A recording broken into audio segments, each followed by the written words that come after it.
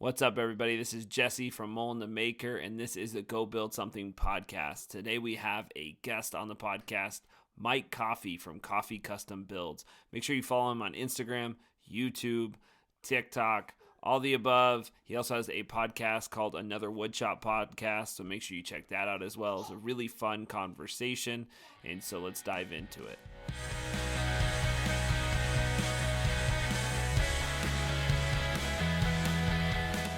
I was wondering. I'm like, it was 85 here today. You're wearing a beanie? I'm freezing. Although I don't you have are a fever. sick, so there's that. Yeah, I'm just freezing cold. I don't have a fever, though, which is good. But I couldn't hear my headset over that little beanie, so I had to change, yeah. Gotcha. It was 20 degrees here this morning, and then a few days ago it was like, well, before I went to South Carolina this last week, the day I left, it was 11 degrees. I landed in South Carolina, it was like 80, but it was 80 with a hurricane, so it was just like blowing freaking rain like sideways. It sucked. It was 79 here today. It's really nice.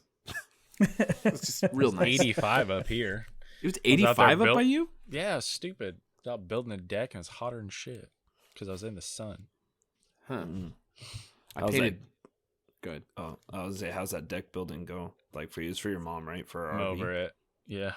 You're over it. So, so how did you do the? I saw that you used the. What are they called? The cement blocks. I've used them in the past. I just Pavers. That's what they are. They're technically just big pavers. That's what they're. So you just made it level off of that. Yeah, because I don't know how long it's gonna be there, so I didn't want to like pour footing or anything. Like my buddy was like, you should put 2 foot deep footings in and blah blah blah, and then somebody else was like, if you don't think it's going to be there forever, Does his name start with a T? T. Whose name starts with a T? The footings. No. Okay. We have a similar friend who told me similar things from my shed. Oh, I mean no, it was my buddy that did my bathroom. Oh, gotcha. But yeah, that's what like is supposed to be done, I guess, for code, but it's not going to be there forever. Yeah. Code. Who does? You live in Oroville. Who cares about code? I know. My mom's all like nervous because you're like not supposed to live in a trailer. I'm like, do you realize how many people live in trailers around here? There's no houses. If they're going to enforce that up there right now, that'd be a huge dick move. Right. Well, actually, they passed a thing to where you can until the end of the year, but I'm pretty sure they're probably going to extend that because of these fires. Yeah. But you have to have a permit to do it. How stupid is that? I'm sure it's like $200. They got to get theirs. Stupid. That's a California thing, man. Oh, too much regulation. Yeah, it's ridiculous. Got to get out of here. I know. My buddy lives in Texas, and he was like went down and was like asking he lives in the county, and he was like, oh, what do I need to build a shop? They're like, what do you mean? He's like, well, I just like need to get permits and all that, and they're like, just go build a shop. Yeah. My dad just built a 40 by 60 shop in Montana. He didn't have to pull anything because it's America and it's his property. He can do whatever he wants. So. That's how it should be. Yeah. So there's cut his own timber and build a shed. Yeah. Oh, I found out there's laws against that too. You can't use your own milled lumber. Of course not. It has to have like whatever the FSC or whatever. Who would come and enforce that on your land? Yeah. Like, California? Surprised in California. I guess. Were they matching up stumps to logs and stuff? Yeah, no, you has to have like the approval stamps on it. You're coming with us. Yeah, they're doing those like the stump prints that people do. Yeah, that's right. Yeah, my father-in-law built a 30 by 27 foot shop, and he was expecting a ton of permits because that's where he lived forever, was California. Came here, they're like, oh yeah, for everything from start to finish, it's like $200. You can just do whatever you want. They're like, okay. Sounds amazing. The guy came out once, like right at the beginning. He was like, oh yeah, it looks good, and then just like left. And he's like, that's a building. Nice. I know, that's basically he just didn't. He didn't really say anything. He's like, oh, I need a couple extra supports, just like between the 16-inch, studs. He's like, just put a couple there. Anyway, yeah, dude. And so then he just hung out and like just talked to him for like an hour and then just left, but nothing about the building. It's that's awesome. You smoke? That's nice. Yeah, you want a beer? Some whiskey? That's funny. All right, Mike. I got a couple questions for you. Okay.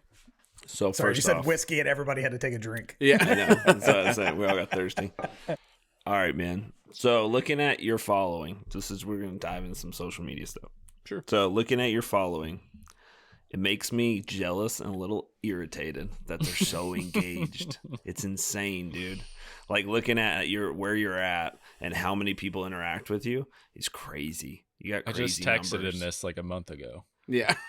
You did? Brandon you texted. I was like, how are you doing this evil magicianry? I don't know. So you don't know. I don't. You don't have a method. You don't. I have know. anything like that? I figured it out. What? He lives on Instagram. That's true. I spend a lot of time on Instagram. Like how many hours a day? I think he even told me that. Yeah, because you can look it up, right? Yeah, I think it's like 6 or 7 hours total. That used to be That's us. That's strong work. That's Yeah, a I used lot, to be dude. there. That's I was It's there a one lot. time. Yeah, we used to do that. Now I'm like, screw it. Yeah. Every that's time the I get answer.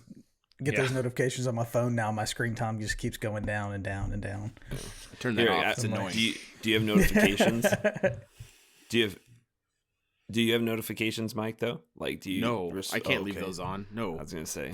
no, I was it's gonna it's. I have to. I set myself. So it stopped working like in July for me, whatever reason, notifications, and I was spent about 30 minutes trying to figure out why it wasn't working, and then I was like, no, this is kind of nice. So I just left them off, and I haven't really gone back to try to fix them. I think there was an update with iOS or something like that and messed things up, or Instagram.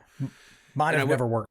And I went back and I was like, no, you know what? This is a lot more enjoyable. So I jump in there every half hour, answer whatever I've got for DMs, get to respond to notifications, and then you have to set boundaries. Obviously, I'm on there a lot, so I have to have some boundaries. So I mean, obviously, I do a million stories, and I just really on DMs, I stay really open on DMs.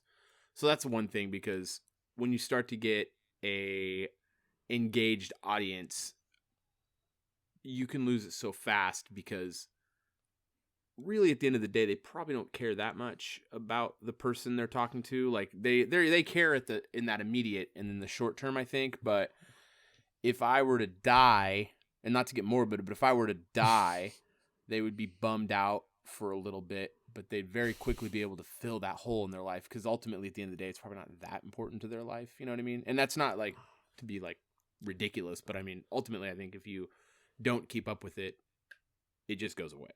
Yeah. So that's one of those and things. you where comment on everybody else's stuff a lot too. I do. I engage out. I mean, my biggest theory especially with the smaller formats like Instagram and the TikTok stuff like that. I don't really do it so much on TikTok just because I don't really spend much time on that platform. But when you have like the ADHD platforms like Instagram's becoming, where you like they're trying to speed up all the content as fast as they can, and they're trying to make it so it's ultra consumable. Nothing lasts very long. It's not like with YouTube. This is my opinion. With Instagram, I try to really give engagement out, because I think that really affects your engagement in. I think it's gonna, if people see that this person commented on my post or whatever it is, I made some sort of concerted effort to actually show that I do care about what they're doing, then it comes back at you. It's almost like a Hakuna Matata or whatever, I guess. But it works both ways. I think it's really important. I think that a lot of the time I spend now, it's getting harder for me to spend time commenting out, like to engage out. It's getting harder and harder for me to engage out. I was talking with someone yesterday or today about, I was talking about different content creators and makers in the community who I used to really closely follow, because I was really interested in what they were doing. But I don't really, there's like only a handful of people I do that with now, and they're actually people I talk to now a lot, and I'm actually have a relationship with. It's really hard for me to be a content consumer anymore, because I don't really have the time. Now I'm not, I'm making content, but I think as my time has gone to creating content, the time is pulled away from consuming content, and I just don't really spend much time on there consuming it anymore.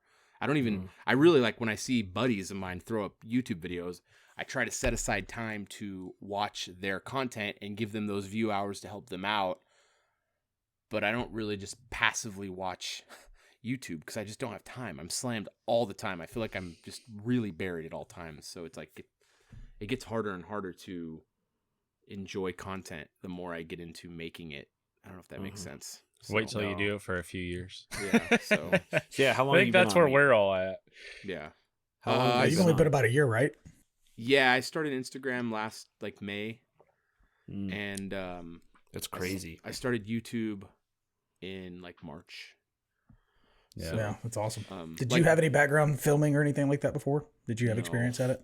No, You did a I really didn't. good job at it, so. Thank you. I appreciate it. Yeah, I didn't. I just really enjoy it though.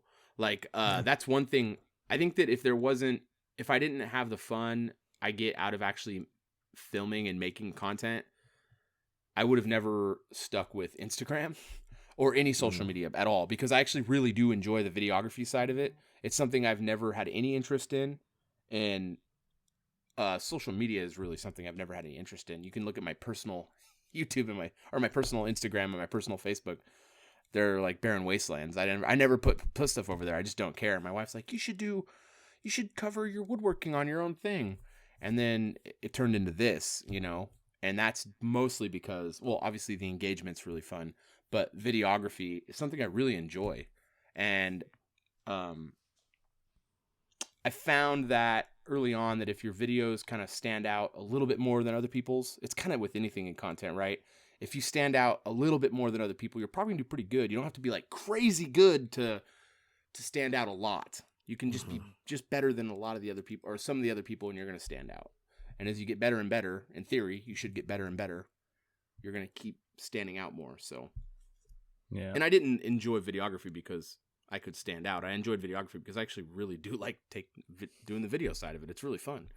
And then, I run into people like Nick Key, who's really helped me a lot. And he's just like a wealth of information. So he's someone who just really got me more and more into it, and he would make fun of me for filming on my phone, which, as a joke, because he does that too. I mean, sometimes it's just way faster just to film something on your phone, and it just makes sense for the content. But, he really pushed me to get a camera, which I've never had a camera in my life until I bought one to record me cutting on my bandsaw. How stupid is that?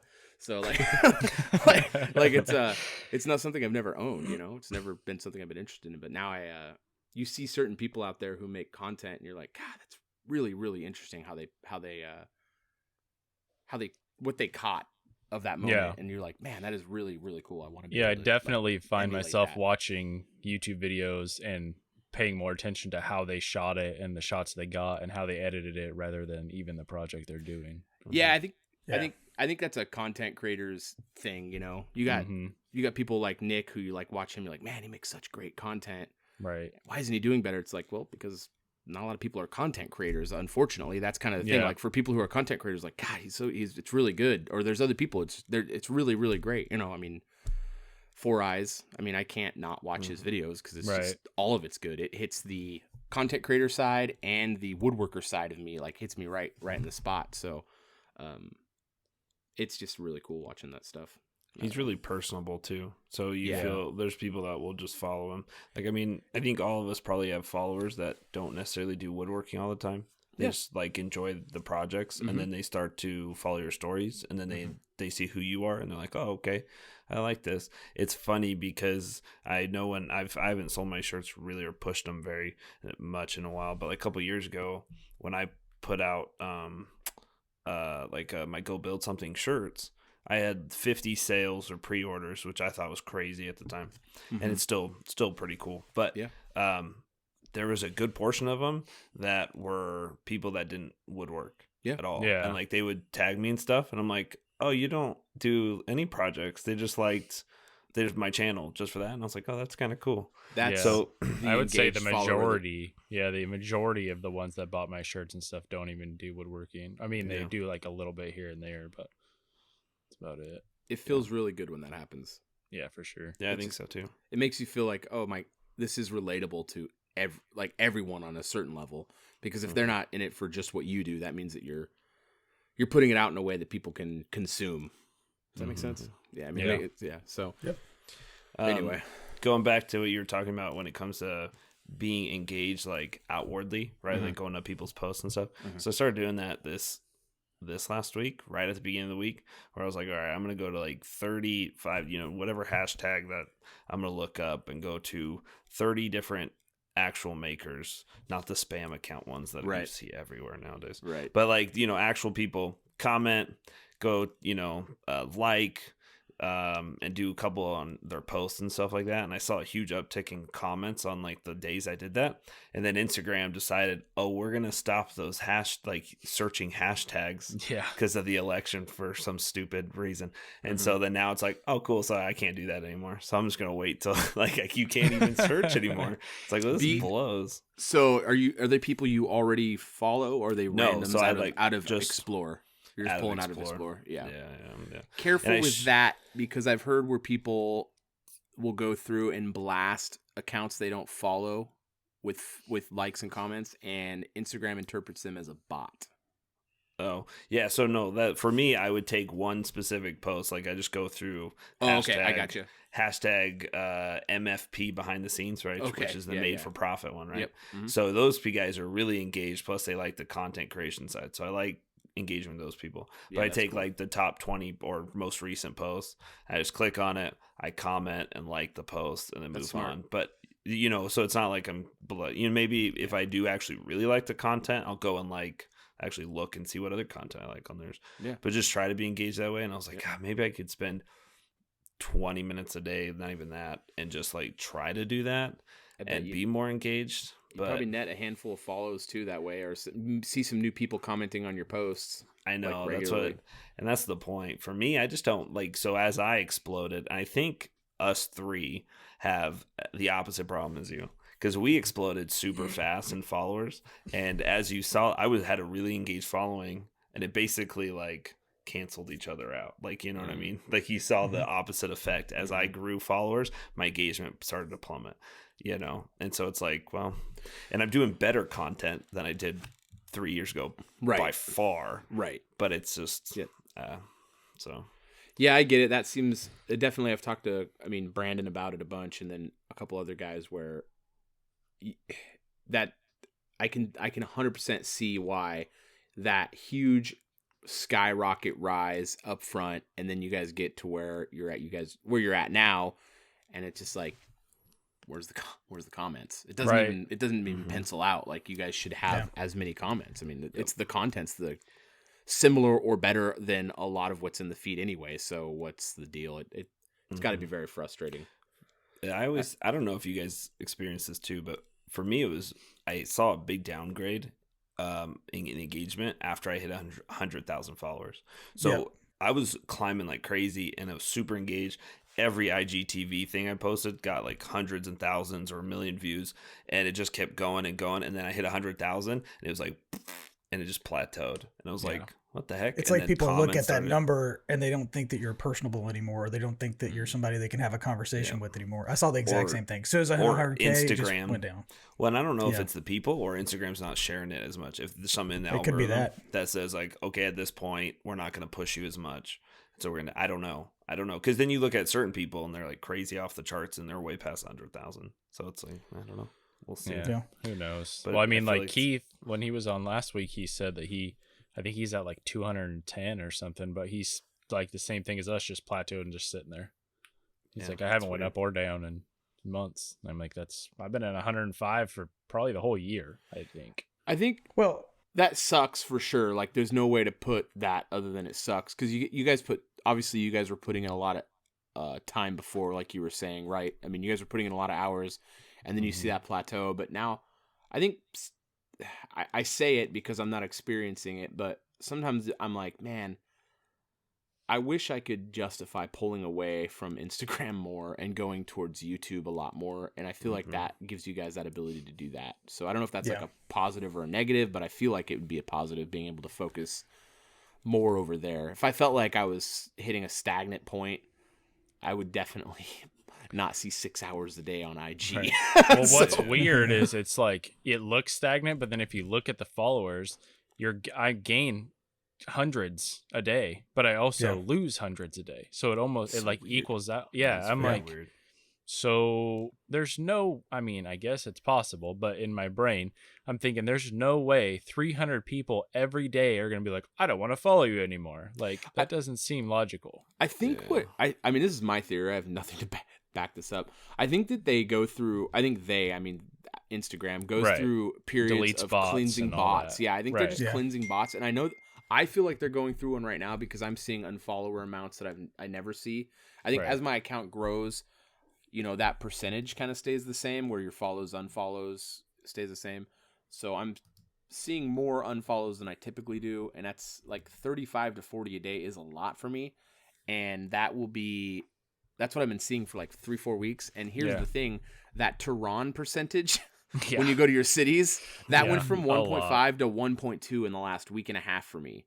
So I think they're dropping those out, and which that for me, that doesn't make me sad. I'm glad those bots are gone. Right. But I feel like they go through every few months, and this happens to me every few months. It's this cyclical thing where they go through. They're like, okay, time to wipe out the accounts we know are bots. They do it, and then I feel like after we get past the election here, I think the second week in November, I think numbers are going to be up for everybody. That's just my theory. Yeah, this week it's showing, let's see, 202 overall, which is way better than normal, like plus, but 437 follows, 235 unfollows. Like, yeah, I'm between 150 and 300 follow and unfollow every day.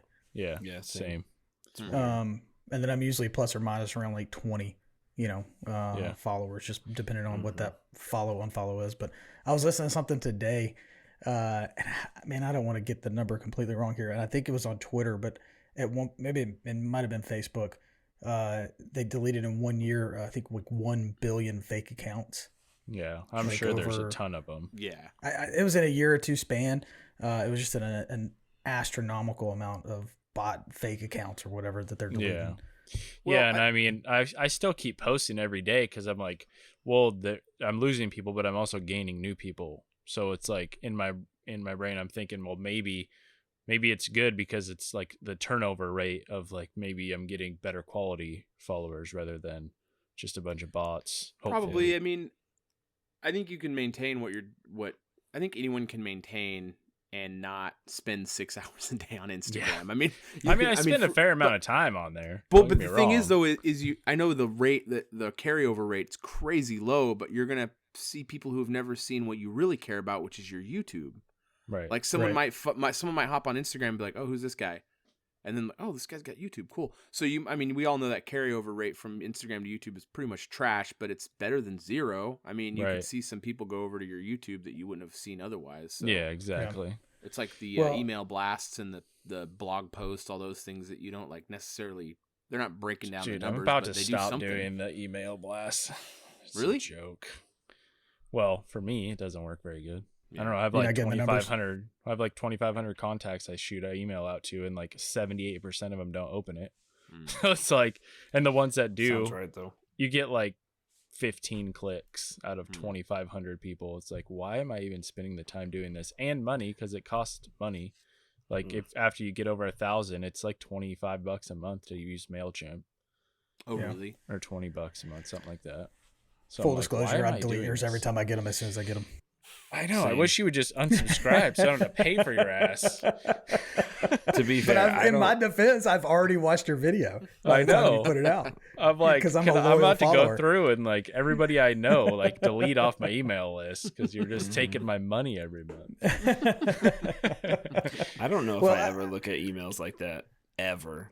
It's just funny because there's certain companies, and I think it's getting smaller nowadays, but that still just do a ton of email marketing. A ton of email, and it's I know some people like it's very effective, depending on who it is. Like, it's demographic too, right? Well, I know like who does Sam. It right is I was gonna say who does it right is Jay Bates, and it's because not everything that he puts out is just about his content. He'll put out stuff that's what's interesting around the web or whatever. It's one of the very few that I find a lot of interest in, and not that I don't find interest in his stuff. I find interest in all of his stuff, but it's just not that monotony. It's just not Brandon stuff. Yeah, but it's something different. It's just not a video notification. Right. It's not regurgitated content. It's unique content for his emails. So exactly. Yeah. And to go back just a little bit to your point, Mike, is I think that, and of course, nothing that I did was on purpose. I never got to 113,000 followers on Instagram on purpose. I posted a lot, tried to put out good content, and it happened. Most of that happens because we were in the twice a day twice a day for a year. I basically put out content. That grind's rough. And it was videos, and it was, very well thought out, as best as I could, videos and stuff. And that's a lot. It's a lot of content. It's a lot of building. It's a lot of, trying to pay attention to stuff, answering every comment. But looking back, I would 100% take 60,000 followers with double the engagement and better reach than I would 113,000 followers and the engagement and reach that you get at this point. But I will say that you got to stay in people's face, right? Mm-hmm. And as soon as you're not in their face and you're not relevant, they're going to stop pushing you. Yep. And they, Instagram is pushing you through the algorithms that put you at the top of people's list. And if you're not getting that reach, then you're just not going to get it. And I didn't care for the last year. I'm trying to push on YouTube and get that stuff going, which I've thoroughly enjoyed even more because it's a lot less stressful, I think. Getting videos out every couple weeks. And if I miss it, I don't even stress about it. And it's kind of nice. Mm-hmm. Yeah, sure. Yeah. I mean, follower numbers aren't really important to me at all. Like, it really is the engagement thing that I enjoy the most. I mean, the numbers obviously always feel good every time you hit a milestone. I mean, that lying to yourself if you're saying it, I really don't care, you're a liar. It feels good every time you hit a number, but like, it's really not priority for me. I mean, I really do like the engagement. I've got a good core audience. It's really nice. I've got good people who really engage and value my opinion, which blows me away. So they'll reach out for my thought on something, and I'm like, if I have the answer, I'll give them one. I'm not going to make up an answer. If I don't know the answer, I'll tell them, hey, this guy knows more than I do. That just happened. Some guy was asking about Osmopolix. I'm like, I've literally never used it, dude. You're asking the wrong guy. Let me give you. I sent him to a couple people who have used it. So, it's just really nice to be able to have people that will engage and care about my content. It feels really good. It's really humbling. I think some people get numbers and they get like super huge heads. And that's also very unrelatable for a lot of people too. So I think it's off-putting big time. I think is why I'm starting to like YouTube a lot more, is that I think you get to like and learn about that person more than you do on Instagram, because it's not such short form. It's a better format for sure. Absolutely. I feel like if I get to watch a 10 or 15 minute video, if I clicked on it, it's because I was interested in either that person or what they were building, and you just get a better, like, I don't know what I'm trying to say, but yeah, better interaction. Yeah. I agree 100%. It's just a better place. It's a much better. YouTube's much more enjoyable. The video, I take more pride in the video. It's a lot more work. I've got 21 videos on there. Woo. It's like a super small amount of videos, but like, and my first like 8 were just atrocious. But even when they were terrible, I felt better about any of those videos I put out than, I don't want to say anything I put on Instagram. I put a few videos, like a handful of videos on Instagram, where I'm like, that's really freaking good video. Like, I really enjoy that. But by and large, YouTube, I do enjoy making content for more, and it is more rewarding even when it just bombs, like, which it seems to just always do over there for me. And don't worry, in like 6 or 8 months, one of them will just pop off out of nowhere, and you're like, what is happening? God, I hope so. That's what happens. Dude. It's so weird. Like, all of my newer, like probably my last 10 newer videos are just not, they just don't do, I mean, less than 10,000 views. And then I have like older ones that one of them is about to hit 1 million, and I'm like, why? All of a sudden, like, it'll go flat and then all of a sudden just spike. My like biggest crazy. video is my pergola in my backyard, and it was for a year. It took it to get to 10,000 views. It was like a year and 3 months. Then within a week, it went from 10,000 to like 120,000. That's views. amazing. Yeah. How does that feel?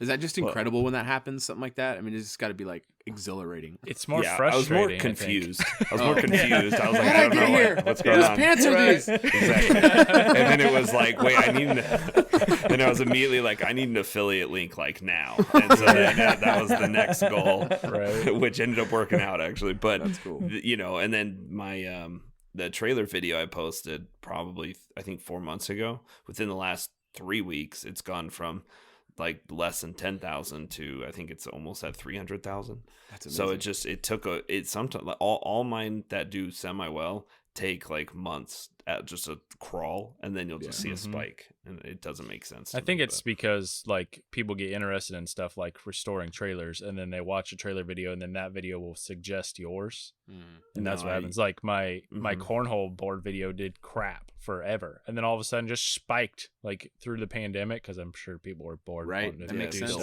Dude, and it just went nuts. Like it was my top video for months all of a sudden, and it's like a year old.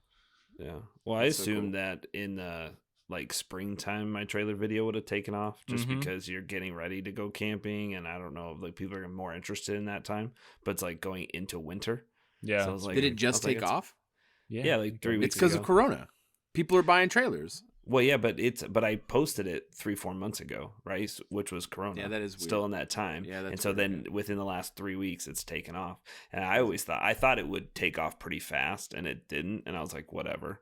And then now it's starting to. But I've seen a huge spike in subscribers, which is great. So that's great. Hopefully, I need to keep putting more time into YouTube. That's one thing that I've always struggled with. I just like the short form content, and I've been pretty good at it, and I enjoy it, but I've need to focus on actually laying out the whole process from start to finish. And I like it, but what sucks is it's like it's there for like a few days and then it's just gone forever. That is the biggest zero evergreen. The lifespan is tiny of Instagram posts. That's what when sucks. It comes to engagement. And there's a couple YouTube videos I wish would go away that I did in the very beginning, because they're terrible. Right. They're awful. Same. I think everybody's like that. Yeah. I feel bad for every person that's watched them. I know. People will comment on my super old ones and they're like, these are good. I'm like, are they though? You're an idiot. Yeah. Thanks for the like. I always comment back like, you should look at the newer ones. Yeah. Like my pipe climb video that everyone still comments, this is such a good idea. I was like, don't do this. No, it's actually horrible. But it actually has decent views, so I'm not taking it down. Right. Mike, have you gotten to the point on YouTube where you have that instant thumbs down every time you put a video up now? There is, yes. It's like every person has a single person that follows them around. I have and gets two that of them. thumbs down first. I have two of them that give me a thumbs down. And I think one of them's trailed off recently because I'm only seeing me. one. It's Brandon. It's Brandon and his mom. His mom hates me. She's moved in so they can both. She just loves me enough, and she's just like, I don't know this guy. Just like Brandon hates him. They both got their phones out when your video comes out, like, ready, go. Mom, his video's live. No, it's there's a couple guys, but definitely get that right out the gate. It's pretty cool. It always makes me laugh. The first time I got a thumbs down, I was like, oh man, that sucks. Like, surely they left a comment and said why, what I did wrong. Nope. And then you learn that it's engagement and it doesn't actually hurt anything. So yeah. I just like to troll the comments too. I like the pin ability whenever there's someone like just totally mad about something I did. I always try to pin that, and then I just try to make that conversation go on as long as humanly possible, so I can get all the comments out of them. So I always try to make. Usually I'll throw it to the top, I'll pin it, and then someone will just like a pile of people just jump on it like it's like a bunch of dogs on a three-legged cat kind of thing. Like they'll just, that's the cool part. Yeah, that's fun. Like watching them come into your defense, but then you just kind of like be nice, like, hey, it's cool, man. If you don't like it, and someone's like, no, this guy's an idiot. You're like, that's how I really feel, but I'm not gonna post that. But they, let them just try to troll as many comments out of them as you possibly can. That's a lot of fun for me. I'll just sit on my couch on a Saturday and just laugh. Especially with the higher viewed videos, obviously, those you get more of those. I don't know what that's like. Keep rubbing it in. Like with my desktop one, it's like it shows like DIY desktop or whatever, and everybody's like, "This is not DIY." I'm like, "Well, I did it, and I did it myself." So yeah, I mean, nobody else helped me. Technically, no. Like, can you do this with a drill and a hammer? No, probably not. Like, there's no way that's possible. So, I don't know what you came here for. Well, somebody just commented the other day, like, this is not DIY with a bunch of exclamation points. And I was just like, okay, with a bunch of exclamation points. Thanks for watching. Like, yeah, right. I did something the last couple of days, actually just yesterday, but none of y'all know about it. And it's because I didn't post a single thing about it, and it was amazing. Thanks for being a real friend. Not a story, not a post, nothing. I built a whole set of cabinets and for built-ins. That's a lot. I think I talked to you guys about it. Yeah, I told you. You told the group. But I didn't post anything. Not a single Was that video. when Didn't you take a guys were picture. texting 50 messages when I was trying to get sleep? Was that No, that was about Nah, cameras. Okay. We were talking about I cameras. woke up and it was like our group chat and it said 54 messages. I'm like, my God, dude. And we talked in the middle of after the that. night. I was It's like, just the three of us. I texted, I was like, I relax. texted JP and I was like, we better do it off there. Mullen's gonna have an aneurysm when he wakes up. Just a small one. But Go dude, ahead, it was sorry. insane how fast I could build something without taking a single photo or video. It really It was is unbelievable. It really is incredible when you're just like, I think it was last weekend. I was like, I just don't feel like doing this, setting up a camera thing. And you're just like, oh, I can actually probably make a profit doing this if I just like actually did this stuff without a camera. Oh, I did. It doesn't take me 40 hours to do Yeah. this 8-hour project. Yes. And also, I didn't make any mistakes because my mind was actually on the project. You Yeah. know, when I'm filming a YouTube video, even if it's something I've done 100 times, I will mess up 30 times because I'm trying to get the camera right or figure out something else. Like I made very little to no mistakes and built it in a quarter of the time it would have took me filming it. So that was kind of nice. So talking about all the social media stuff, that was one thing I thoroughly enjoyed taking a step back and just building this weekend. Yeah. Right. I I did was that like- with the deck too. It was like, if I had to film making this deck, it would take me 4 months. Yeah, Like- it takes way longer. I like consider that kind of the JRE, like Joe Rogan podcast version of doing it. For me, what I do is I just do stories right at the beginning. So I go in my shop, I'm like, hey, this is what I'm doing in my shop today, blah, blah, blah, like do 2 stories or whatever. And just, that's it. And then I won't do my stories or anything until the end. And then it's like, I'm already done. I'm like, I'm finished. And those are my only 2 things. I'm like, Joe Rogan does his ads at the beginning, and then he does the one ad at the end. That's basically how I do my stories when I don't want to film. It's the same way. It's like, it makes it nice. You just get it in. You still get content, but not really. Yeah. Yeah. Anyway. You're there. Yeah. Well, So did everybody have a good Halloween? Jesse, I saw the costumes. Those were really thanks. good. Thank you. Those are excellent. I wore eyeliner for the first time. You looked really buff. Oh, Great. I bet thank it you. went nice with your cardigan. It was hilarious too. So my wife, she was like, because I was freaking. I got home at like 1:00, so I had to drive from the airport home, and then my wife had our whole house up, and we had 25, 30 people over that night. So I'm just exhausted. But she was like, so you're the world's strongest man. And I was like, You're like, thank you. I haven't worked out in like 2 weeks. Appreciate first that, of all. babe. And she was like, okay, so you got to wear a tank top. And I'm like, oh. So I was like, okay, I got to get some sort of pump in or something. So I like been literally, doing like for push-ups. 2 hours, I'm just doing bicep curls in front of the TV. I was like, I got to do everything I can to get it to work. That is So I'm just sitting there like this. My wife's like, what are you doing? I was like, God, this is the only chance I got to make it me look not fat. We had very different Halloweens. Yeah, it was I fun. dad taxed 30 candy bars. I did not lift Oh. weights. But yeah, it was fun. I'm sure, It was good. I'm sure Brandon did nothing, but Mike, you have a little boy, right? Yeah, he just turned 4 a couple days ago. We Awesome. went out. He went out as Ant-Man. I didn't Nice. dress up as anything. I was starting to feel that cold creeping in on Friday night, or no, that was last night, huh? That was last night. Yeah. Started feeling that cold creeping in. I wasn't feeling I was like, I don't even think I'm gonna go. And then I ended up going, and he had a ton of fun. Last year he had fun, but like 3/4 of the way through the loop, he just sat down and was like, I'm done. Like he sat down in the middle of the street. Was like, Dad, take me home. I'm He like, "All sat right, let's there on go." the curb. Yeah, he just started eats his candy. Yeah. He's just like depression eating candy. But no, he made it the whole way this time. He got all the way to the end, and then he was just, we let him watch a movie or something, and into the night, everything kind of just hit the wall. He's just like crying about everything, and he doesn't normally. He's like, I just want to go to bed. I'm like, let's go, dude. So we went up there, went to bed, and he woke up this morning like super early because the changeover Time for change, daylight yeah. savings, which I don't know why we still do Yeah. that crap, but I don't Nah, I don't it's either. just unreal. But but he had a great day. He's had a good weekend. Last weekend we had a handful of kids over here with one of those blow up jump house things for his birthday, and it's just been a really exhausting couple weekends, being a dad. So it is what it Dad is. life, Just man. gotta get through it. Yep, it is what it is. Any of you guys have weird Halloween traditions? Like your family do something every year that's just like different or weird? Nothing. No. Just dress up. No. Dude, so every Just you. year, don't yeah. dress So up. every year, this is the first time we don't party or anything, but like food wise. So growing up, my mom always made chili and pigs in the blanket, which is like amazing. I love both Yeah. of those. And then we'd have honey buns.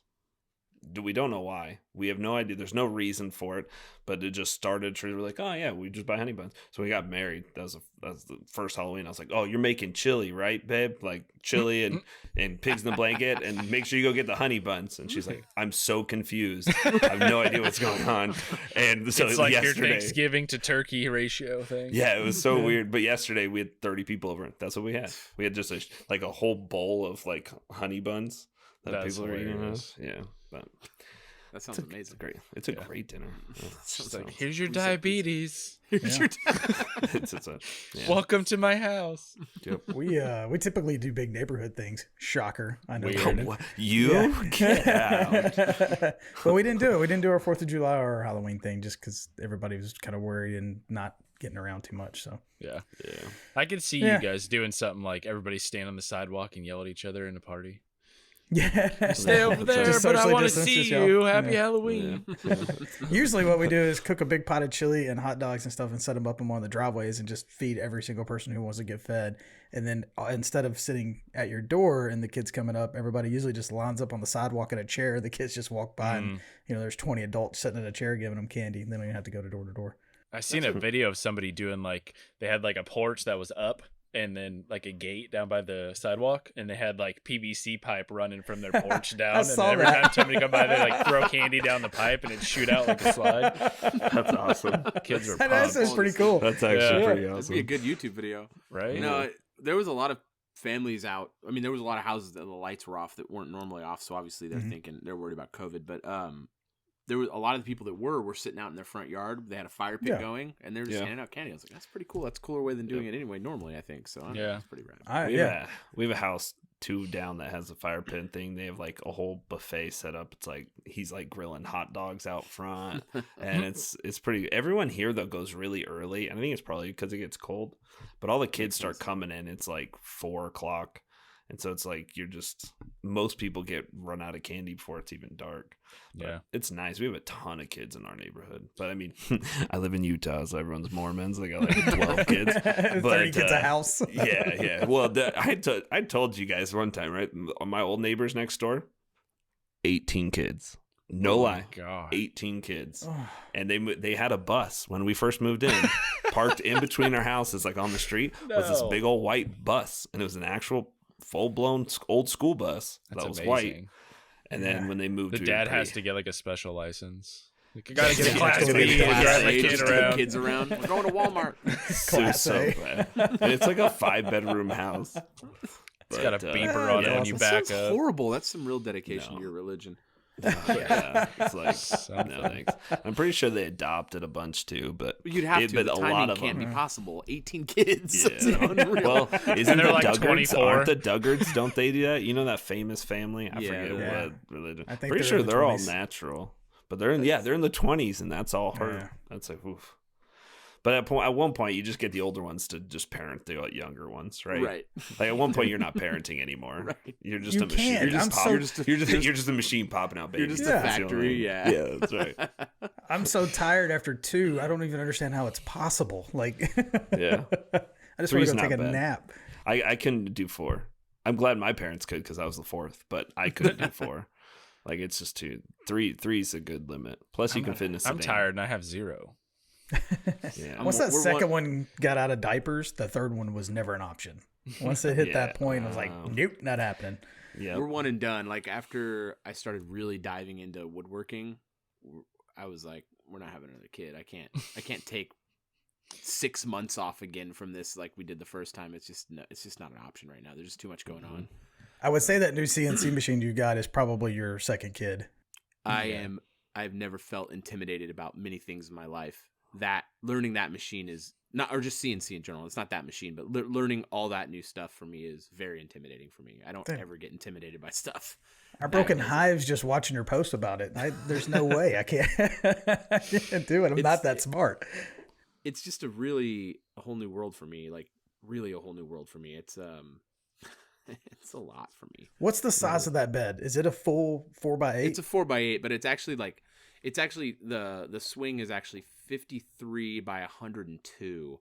So it pencils out to something in millimeters, but it makes sense in millimeters. But it's a 4x8, yeah. So I just threw a big 49 by 97-inch sheet of ultralight MDF on there, and I just surfaced that today. That's about all I got done today, really, was surfacing that flat, and then I've got some jigs I'm going to be cutting out and a new spoil board top for that. So that's going to be really fun. But the thing that really, when there's winds on it, it feels really good. Like I'm making this bench for a client right now, and I was like, man, I'd really like the legs to have this profile and the stretchers and aprons to have this profile. I was like, I'm gonna make a template.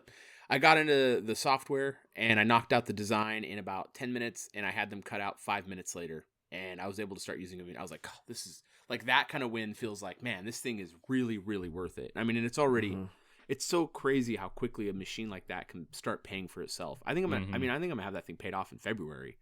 And That's it's awesome. It's unreal. Like I can't believe like how much stuff, like today alone, I've had 6 custom inquiries just today alone, and it's a Sunday. And like I've got a guy up in your area, Brandon, who wants me to cut all the panels out for his shop cabinets because he doesn't have time to do it. So I'm going to be buying all the plywood. He's going to drop me the DXF files out of 360 out of Fusion, and I'm going to be cutting them all on my machine for him, and he'll be driving down here to pick up all the pre-cut panels, and he'll be assembling them in his shop. And that's a lot of money. Yeah. It's amazing. When that's weird that he wanted you to. Any cabinet shop can do that. Right. I don't understand. So, I'm not complaining. I'm happy for you. I'm not That's complaining awesome. about it either. I'm just confused. Hey, Brandon, why don't you just shut up and let me get sorry. the business, all right? Edit that out. Brandon's like, I actually know that guy. I'm gonna call him. Tell him Yeah, that he can I get was gonna be some- like, who is that guy? That's fine. How much work is it, in very layman's term, because I am not that smart, from that file that he sends you to you putting it in your CNC to making it make that cut? Well, it's not a whole lot. Well, you just have to set up the tool paths. So it comes in as a sketch, basically. So it comes in as a bunch of vectors. And since it's panels for cabinets, it's pretty easy for the most part. I mean, it's laid out on a 2-dimensional sketch. And the only thing I'm doing is cutting out the actual panels and adding rabbets to it with an end mill. So I have to set the tool path for that, and it's going to be all the same end mill for the whole thing. So I don't actually have to do any tool changes either. So it's going to be a 1/4 inch end mill, down cut 1/4 inch end mill, doing the whole thing. So in terms of the actual time of doing it, I just have to arrange it onto a 4x8 sheet, and he's already done all that onto 4x8 sheets in Fusion. So it's really, with really stuff not like bad. that, can you use a bigger bit and take deeper passes or no? I could, but I'll have more waste. So he spaced everything at a 1/4 inch Wow. so that there's minimal waste on the sheets. Right. But I mean, with a 1/4 inch end mill, like I'll just say the 46202K from Amana, it can run at like almost 200 inches per minute. That's pretty quick. Yeah. So, but if I spaced it out and had a little more waste in there and went with a bigger bit, I could run it even faster. But there's this one bit I've got that in plywood can do 500 inches a minute, but it's a straight flute, so it's not as clean. Mm-hmm. So, and he wants it on pretty nice ply, so I'm not going to do that. So it'll just be a slowdown in production. Yeah, I think the one, because my old boss actually owns a cabinet shop here, and he does, like, anytime I need that stuff, I just go down there and he just throws it in Knocks it out. Yeah, his program or whatever, and just knocks it out real quick. But I think they have like a huge CNC. It's got a cabinet on it, and it's like 5x10, and it's got a vacuum table and all that crap. But it literally will cut out panels like as fast as you can put the plywood on. Almost, it's insane. It literally is that fast. Yeah, it's but amazing. I'm pretty sure they use like half or maybe even 3/4 inch bits. Like they're huge. If they have a 7.5, like if they have a big machine like that, where you're talking about has the shroud over the top of it that moves, it's probably got a 3/4 inch 7.5 horsepower machine or spindle in there. Yeah, at least maybe more. Yeah, maybe more. Yeah, those. How loud really is that impressive. thing? It's not that bad because it's got a cover over the it. shroud. It's got the shroud on it. Gotcha. Yeah. I was like, golly. Yeah. Now, crazy. How is your shop set up? You have a very weird shop to where when I watch your Instagram posts and stuff and your YouTube videos, that it looks huge and tiny all at the same time. It's so, tiny. It's got dual shops. I learned a lot on Tender.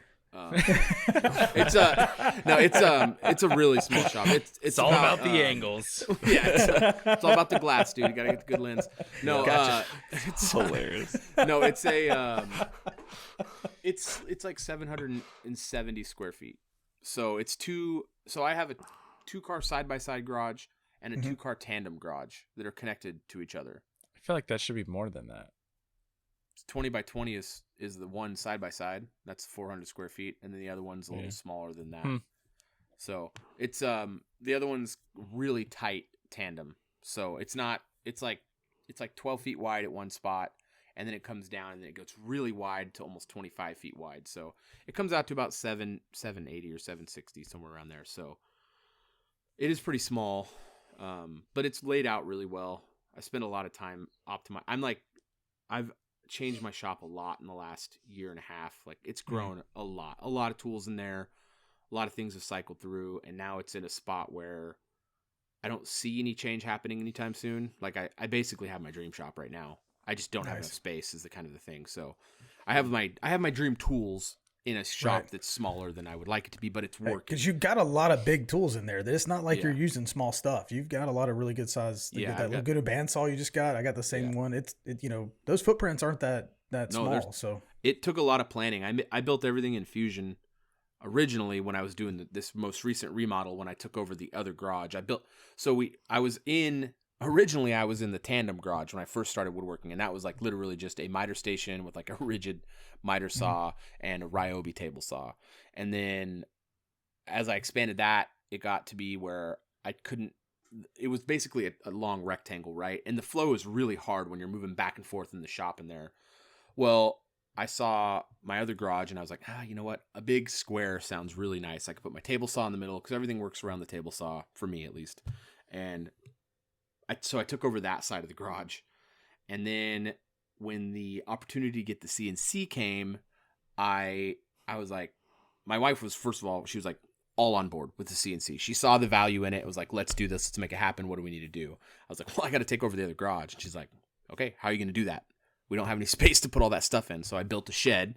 So I built a shed in the side yard, and we threw everything from that garage. I threw everything from that garage into the shed, and I took over that. So,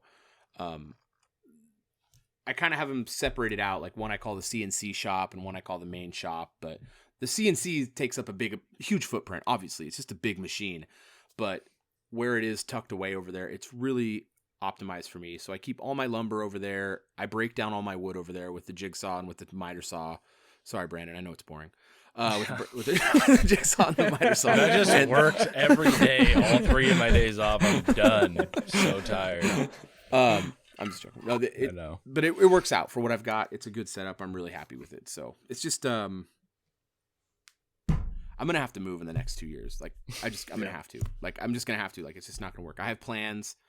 I mean, I'm like I said, I'm hoping to have this thing paid off by February, and I really in the next year and a half, I'd like to get a bigger machine because I can see the value in it already. Like it's just something I'd like to do.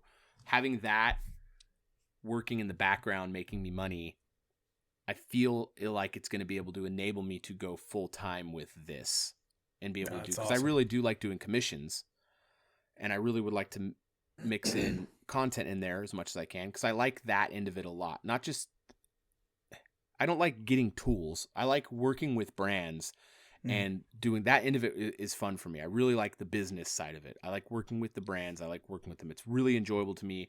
And it's not just, like I said, it's not the tools or the money. I really like creating those relationships. And that sounds super cheesy as I'm saying it, but it really is. I do like those relationships. So to me, that stuff's fun. Yeah. But I also do like doing commission builds. Like, I really do. Like, it is something I do want to do because I really like challenging myself. And I'm very new to woodworking, but I really do love it. And I really want to just get good. And I don't want myself to get into a spot where I'm not challenging myself anymore. So as much as I love content, I don't get the enjoyment out of it that I do when I make a piece of. It's not tangible, right? You know, like you can look at a video and be like, "Oh, that was a really good video." But if you look at a table you made, for me, I'm like, "Damn, that looks really good." Like I really like that, and I'm really proud of that. So it's a bit different for me. So for me, I really want to continue to do the commission side of my business, and for me, I feel like that CNC machine and how quickly it's able to pay itself off, if I can start putting that money into our pockets, it's a real path to taking this full time, which isn't going to be easier. It's going to be hard, but it's going to be mine. And that's what I want. I want it to be mine. So I don't mind working. I'll work 20, 23 hours a day. I don't care. I'll work all day long until my body gives out. I don't care. I just, I want there to be something at the end of the tunnel. And for me, with this, I can build myself something. And that's what I want. I want something that's mine. Yeah, and you get to make the calls and not answering to people. Yeah. Yes. So I want to make the decisions. If there's something that goes wrong, I want it because it's something I decided to do, not because someone else made a stupid decision. Yeah. So it cracks me up, the people that always talk, not really, I wouldn't say talk crap, but are always like, oh, I wish I could afford that tool. I'm like, you're making, like, it's not that hard. Like, just buy it. Even if you, I mean, I'm not saying go into debt, but I mean, buy it on a credit card and then build something, sell it, and pay it off. Like, a domino is $1,000. Build a table, $2,500 table, paid off of one project. Now you get to use it mow forever. grass, buy 2 tools, use the 2 tools, build I have something, use that. I have zero tolerance for people's like, I can't afford it. Like, shut up. You have to look at it as an investment, and it's really the bottom line is priority. Like, if it's not they say that to make you feel bad, but they don't actually care to do something about their life. That's what I'm saying. I have zero tolerance or like sympathy for that stuff. Yeah, if you gave them your shop for a day, they would never go in there and build that or anything else. I just pin them to the top of my YouTube comments and let people eat them alive. It's the greatest thing ever. I'm gonna start doing That's so great. That's so great. So. You know, I end up messing myself up talking about liking doing commission builds. I don't like doing commission builds, but I build a lot of stuff for other people on the cheap. And it has, it's not, I like making money and I like using that money to build in my shop and stuff, but I thoroughly get the satisfaction out of, there's rarely any of my family and friends that I can walk into their house and there's not at least one, if not up to 5 things that I built that's in their homes. That's really cool. Yeah. Everybody's got one of my tables. Everybody's got, some cabinets. Everybody's got something that I've made for them. And I think that's where I get a lot of my satisfaction out of. I just like being able to do that. There was at a time, which I've kind of had to, YouTube and Instagram and everything else kind of have hindered me from doing that. But there was a time I was like, I'm going to build every piece of furniture in my home that doesn't have fabric. It's like, whatever it is in my entire house, I'm going to make it myself. At some point, I'm just going to replace everything in my house that doesn't have fabric on it because I'm not screwing with fabric. And I still kind of, I like that idea, but I'm just too busy right now to get that done for myself. But I don't know. I like that idea. I like that idea of handmade stuff that you do. That's 100% my life goal. Yeah. 100%. Yeah. I want to replace the same thing. No upholstery. Yeah. Not penalty box sewing shop. Right. But I 100% want to. Yeah. Riveting. Yeah. No, like this room that I'm in right now is our guest room. Well, we can't see it. You look like you're in space. I am in space. Very wealthy. We live in space. No, Elon's across the hall. No, the room I'm in that you can't see because of space is I want to replace everything in here. It's a catch-all, like it's our guest room / office. There's just like hodgepodge of random furniture in here. A desk I hate, another desk we hate, a bed we hate. I just want to replace everything in here, and that's kind of like that was my summer goals. But then I took on bringing a CNC to my shop, and that kind of became a lot of my focus. You bought a freaking robot instead. Yeah, I bought a robot. You bought a new hobby. Yeah, I bought another hobby. So it's taken over my life. But anyway. I had an agreement to only on this entire podcast, as in our text group, I was trying to get the agreement going, but Mullen would not go for it, only talk about the success you've had on your beard. But no, I said that's a good idea. I said really, from the beginning. He's got the least good beard, so he just didn't for want to sure, do dude. it. It's rough. Mine is rough. I'm just surprised he hasn't had a beard sponsor by now at this point. Right. Like, I haven't even thought to work on that, but that's a fantastic idea because I use the same. Is that mangrove or whatever it's called? Dude, I've tried that before because I use like the beard guys stuff, and I was like, you guys should get on board. Like when I actually had a beard, I had like not as big as yours, but a lot longer than it is now. And they were like, oh yeah, it's not really. Yeah, I know. That's why. That's why I tried. Yes, it is. It's not 100% as long. about the size. It's not as long or full as yours, but, It's veiny. No, but I think that like got a especially wide angle sponsors, lens. sponsors like that actually would be a good one for you because it's something that's unrelated to what your channel is. Right. But aren't it's still those part the of best you. sponsors? I love those. Yeah. Actually, a lot of the time, I like them because it's like, oh, then it's not bias. It's nothing weird going on. It's just like this person supports my channel, and it's like I'm still doing what I'm doing. I actually really like great those idea. a lot. And you have an epic beard, so it's like it kind of fits. So, yeah. Yeah. I used to grow my beard out every winter. I grew it out not as long as yours, maybe half that, but in the last couple years, it has gotten so gray that I look way older than Jesse Mullen even calls me. Nah, you gotta embrace that. Oh man, it's so bad, man. Salt the and pepper. chops, the side, it's so gray. Start calling you Gray Fox. Captain Salt and Pepper. Silver man. Fox. I'm not even Silver Fox. 40 and it's gray. Like, it has a gray Oh, beard. mine's I'm not getting even gray. 40. Look, you see like the spots coming in. It's like weird. It was I get that 'em all. posted twice a day for a year. I get him in here Yeah. real bad. Anyway, it doesn't matter.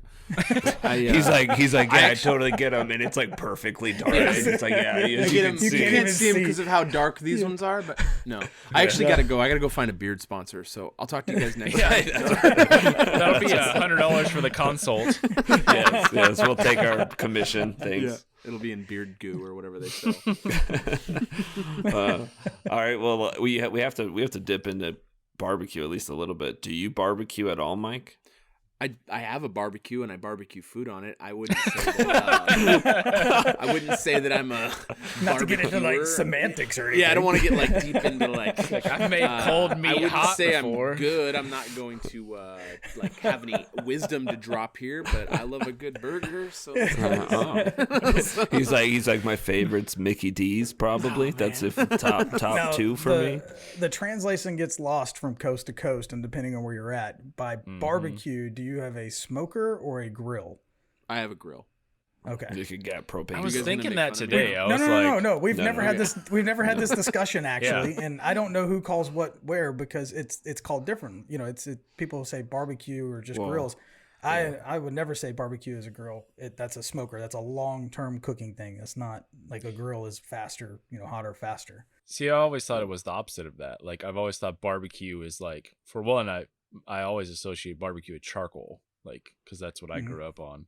And like, then it got into the gas grills and all that stuff. And then always, my grandpa actually had a smoker. I don't think he ever really used it. I think he did salmon on it a couple times or something, but like just a barrel old school smoker, Yeah.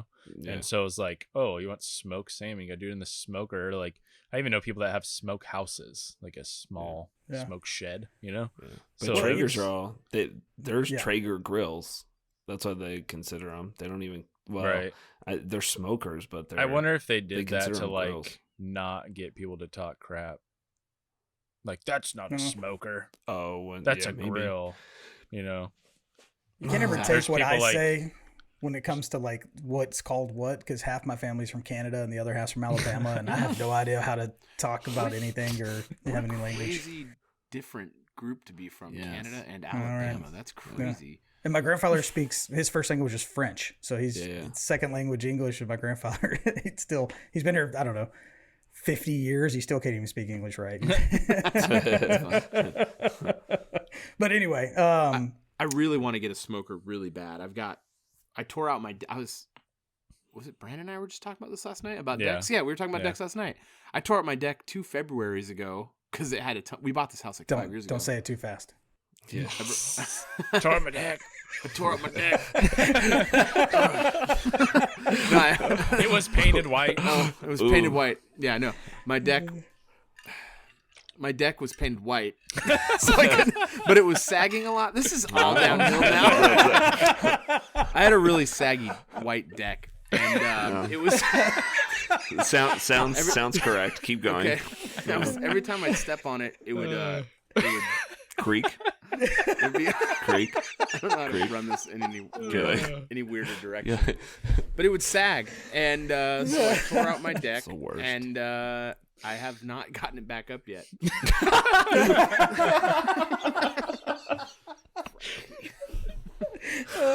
dude, there's another sponsor for you, bro. There you go. The face hurts. Oh, I drink way too much bourbon for this conversation. A beard and ED company. There you go. Get both of them. Boom. Getting that ED money. No, it's I really, my wife's like, hey, when are you gonna rebuild that deck? And I'm just like, I've got a CNC, so I'm gonna be a while. So Maybe you can cut the deck boards on the CNC. yeah, I can do that. Yeah, but yeah, I need to get that thing done really bad. So, but as soon as that's done, I actually want to get rid of our grill, and I won't call it a barbecue moving forward. So you guys don't see me. And I'm gonna get rid of our grill. JP's a little more anal than anybody else, so don't worry about it.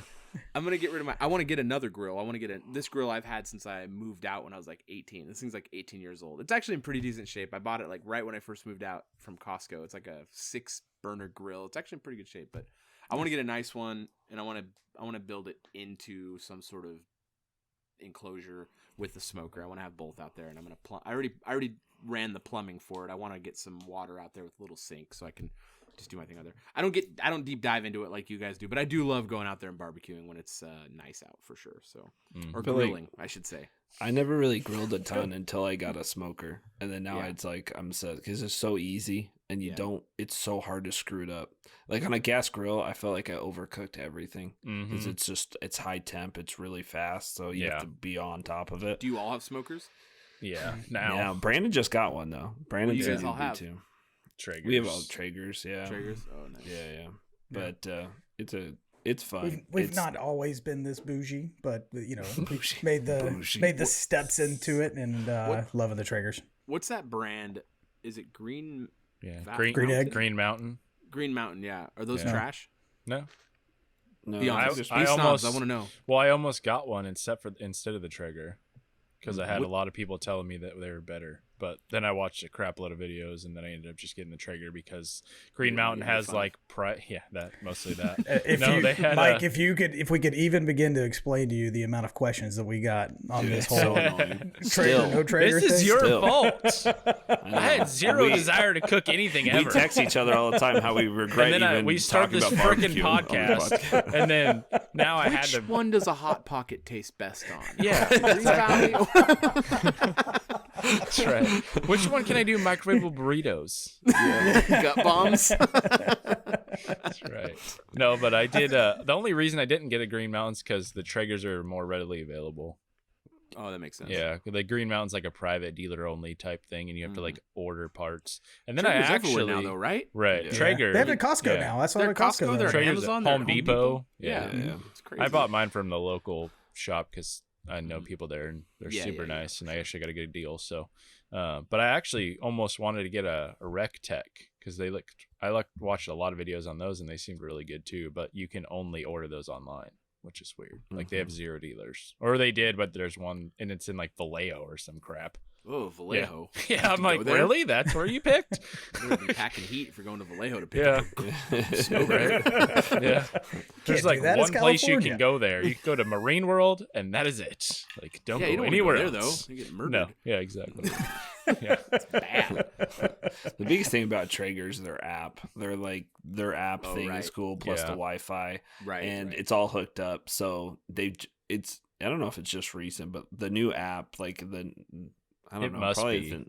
within the last year. Yeah, Now you can hook it up and say, this is the recipe I want to follow, and it will change the temperature for you. Yeah. And No kidding? it's like, okay, so when That's it hits pretty this sick. temp, we're going to kick it up, and then it'll like warn you like, okay, take it off, put your foil on, and all that stuff. So it's pretty much dummy proof. Yeah. Even though I don't ever use that ever. I actually But just you could. Yeah. I could, but I just go off Yeah. the temp and I just check the probe. I'm like, all right, and Yeah. just go I mean, back. my Merca Sander has a Bluetooth app. I don't use that. Right. Like, why? Wait, Why? what would You don't that be have that. for? It Wait, tells for you what? like It's for how- vibration. Yeah, like it It's tells you how much vibrations come through the sander and how long you've been exposed to it, and like all kinds of stuff. You don't have it downloaded yet? I have it. I just don't understand why. Download it. Like, It's hilarious. I did it Very just to strange. see what it was. I'm like, this is. I haven't. odd. I hadn't even hooked up my grill to the Wi-Fi since I Really? moved into the new house. Yeah, I hadn't used it at all. To me, the Traeger's biggest benefit is that you can do the short, hot, and fast stuff like burgers, whatever hot dogs, whatever, and it lights quickly, and you can be grilling in just a couple of seconds, or you can put a brisket on for 14 hours and not worry about it, and it's great. So it's a nice universal instead of having, like I usually do, 3 grills stacked up in my backyard, of 3 different kinds. It does everything. Yeah. So there's no need to have no need to have a grill then if you have a Traeger. I kept mine. So it just depends. I think the big, huge one you have, get rid of it. Yeah, get something smaller that you can. Some small. So the only thing you maybe would like to do on that is if you sear it and you like searing it over the open flame there. But I like doing mine in a cast iron pan with like butter or oil, and so that you can do either on like an oven top, or you can even do it in your Traeger, which is what How JP hot can does. the Traeger get? 500? 500 on some 500. of them. Yeah. I think ours go to 450, right? Because I like to sear my burgers, but 500. When I do a steak, I always do that in cast iron in the house. Yeah. I mean, I always do my steaks on cast iron, but yeah, that's what. But I guess for burgers, if I just seared it on the grill, I could get a pretty small grill, sear it on the grill, and throw it into the smoker, huh?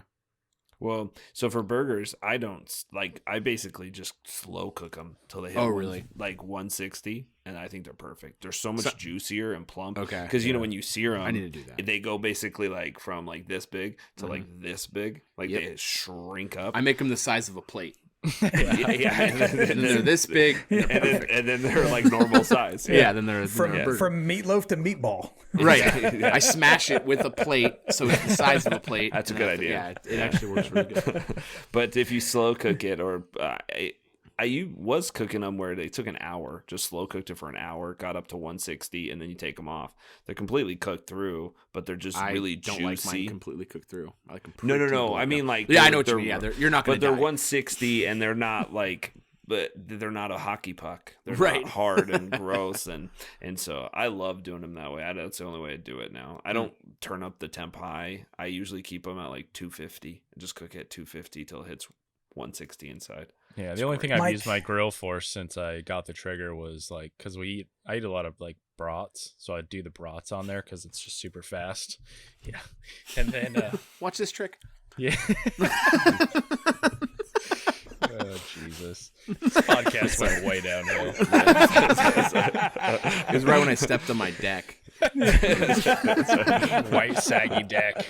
Yeah.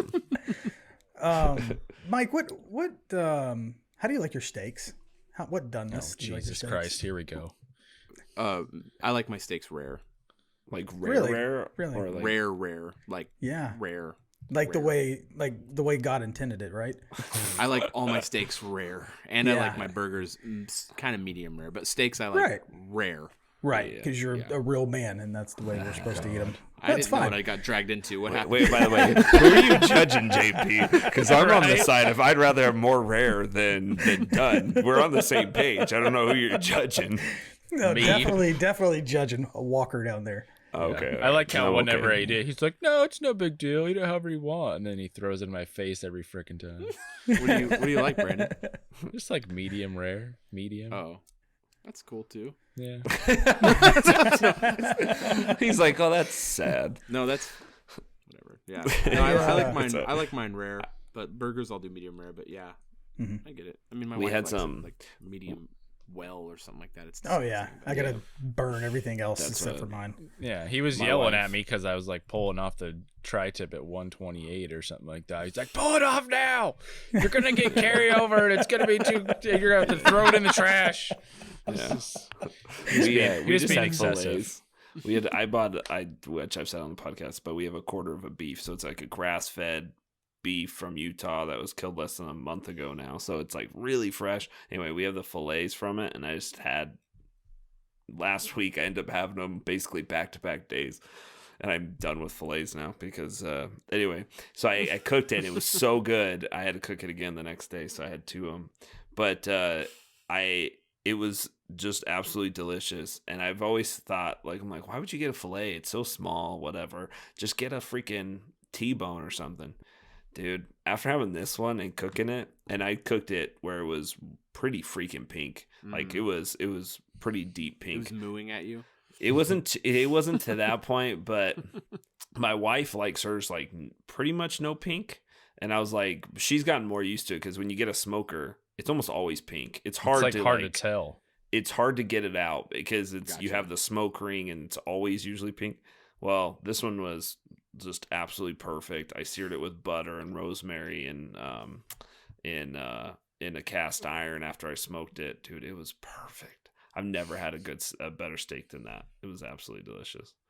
So, but even my wife, it was like really deep pink, and she was like, "Oh, this is the best steak I've ever had." And I'm like, "Yes." So It's a win. Goals. Yeah. Have you ever done a hot and fast brisket before, Jesse? I know Brandon probably hasn't, but I've never even eaten brisket. A hot and fast. yeah. So instead of doing it low and slow, like a good 12-hour cook is yeah. what they typically do. I did one today, hot and fast. I've done them in the past, and man, it's so good. But Really? so my dad called me this morning at like 7:30 a.m. He's like, "Hey, I got a half a brisket if you want to come pick it up." And I was like, "All right." And he's like, Okay. "Well, he's like, they got them on sale at Kroger." He's like, "I cut it in half. I can't use the other half. Come and get it." So I just ran and grabbed it real quick, and it was like 8:00 in the morning when I got home. I was like, "I'm cooking this thing right now." I don't have enough time to get it done for dinner and stuff if I was going to cook it low and slow the way I usually do. So I Yeah. bumped it up to about 300, 325 and cooked it for, I'd say it was 6 hours or less, and got it completely up to temp, and I wrapped it around 165 and then put it in the cooler until dinner time. Best brisket I ever had. Really? I'm never doing low and slow again. Is it really juicy? It was just- Absolutely.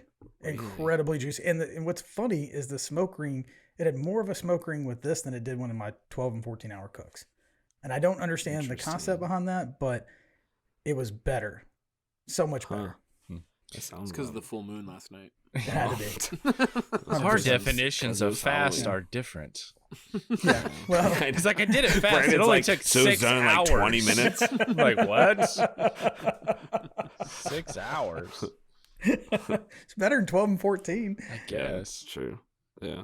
I'm gonna be cooking a freaking a sirloin tip roast tomorrow. I think I'm gonna pull it and stuff.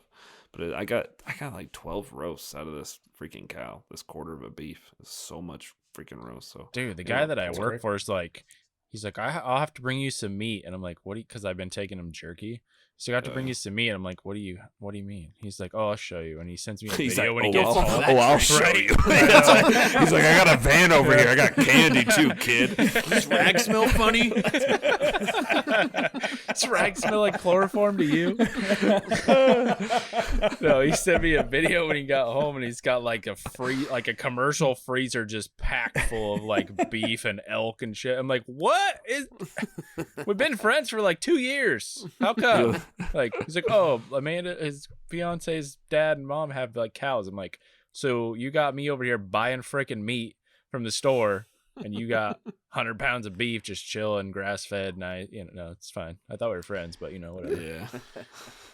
Took him 2 years to show him your meat. Yeah. Or vice versa, whatever. It's ridiculous. Whatever. I had to come to work for him before he'll even show me it. Well, hey, Mike, thanks. typically, how long does y'all's podcast go, by the way? Forever. Usually, I'm just kidding. I guess too long. No, usually we go like between an hour to an hour and 30. Generally speaking, an hour and 30 is kind of our longest episode. Except for Friday night, we went an hour and 45. So, Plus like It a was a long 45-minute pre-show. well, we do like an hour of Yeah. pre-show, for the patrons. So It's an afternoon activity. it is. We just come in around 7 my time, and then we just grab a bunch of alcohol and we just sit down until about 11 or midnight my time. It's about 4 or 5 hours where we do the thing. It's So- one of my That's favorite awesome. podcasts, This sounds just so awesome. you know. Sounds great. It's a really good podcast. I started It's listening to it the hilarious. other day. Yeah. I'm sorry. No, it's we really do enjoy doing Yeah. it. It's really fun. It is. It's You fun guys are doing a all podcast. like different, but also blend really well. It's good chemistry. Yeah. We have good chemistry. Pete We're pretty cracks good. me up. Dude. He's an idiot. His We're firing him. his like accent shit. The Kielbasi posse. Dude, I about crashed my car The when I was Slav listening squat. to that one. Yeah, he's he's funny, man. He cracks me up. He's a Oh funny yeah. guy. And it's another Woodshop podcast, right? It is. And It is is. it on all platforms, or what do you do it Yeah, on? it's on. But it's what's on the name of it? Just everything. kidding. Good one. Thank you for working our joke into it. No, it was it's on everything. It's everywhere. It does. Awesome. We're really happy with it. We're really lucky how engaged the audience is. So Yeah, you guys get way more downloads than us. It's awkward. I didn't. Awkward. He says awkward. I fully expect you to blast this all over your social media. No, I was going to get you. I was It's trying to really get you good to too. plug it. I was Yeah, trying to it's get the you to only plug it. reason we so had you on. Yeah. Yeah. Yeah. No, I really do appreciate it. I probably should have tried to edge that in myself, but I completely spaced it. No, yeah, Well, we do the podcast, another Woodshop podcast, and it's really fun, and it's just a really good time. We have fun doing it. We just go on there, and the kind of core of the show is answering questions. That's what it became. We didn't really have a plan going into it. We were just like, we want to have really good audio. That was kind of our thing. Like the three of us agreed on. We wanted to not, because audio is so important for even for video. Audio is so important, but for an audio only format, it has to be good. Like the audio has to sound good. So we really like the first 6-7 episodes. We were really stumbling over ourselves trying to figure out how to make the audio sound good. Sounds familiar. Yeah. Yes, I have we no have that idea same what that's role, like. but I've screwed that up 30 times. So Yeah. It's just it's just like anyway, you know how it is. It's you spend so much time. It's really important to make that's the media that it's delivered on is through audio. So you want to make it sound good. So once we got past that stuff, and then we started getting some regulars who called in, we would get questions every week. So that's kind of become the center of the show. We just take questions, and we try to run bits and keep bits going and make some funny stuff happening every week. So we just try to have fun in there. It's pretty loose. So That's awesome. Well, what social people that don't follow you? What are your social media channels and stuff? So For me? they can, for you. for me, I'm Coffee Custom Builds on Instagram, Coffee Custom Builds on YouTube, Coffee Custom Build on TikTok. Don't go there. It's Commie Spy Ring. Coffee Custom Builds on Pinterest. Coffee Custom Builds on Etsy. It's all Coffee Custom Builds. But yeah. Perfect. So Cool. yeah, pretty standard. And then the podcast is another Woodshop podcast. But yeah, that's me. That's awesome. Well, hey, thanks for coming on, man. Is that Appreciate it? Yeah, let's do it. So we've done an hour and 20 minutes. I think this is That our went by longest one. fast. Well, no, I'm pretty sure Jason Ben, we went like 3 hours for some reason. Yeah. It was like, it was Okay. the time. And the last hour and a half was straight barbecue. Was that what? Yeah, for I was real. I was listening to that earlier, and I was like, man, they do talk a lot of barbecue. That's not normal. Not that much. We usually No, dabble a little bit, but not that. We went got deep. way into it. Yeah. Yeah. Anyway, thanks for coming on, man. We Thanks for appreciate having me it. so much. Thank you guys. Really do appreciate it. Yeah. Go follow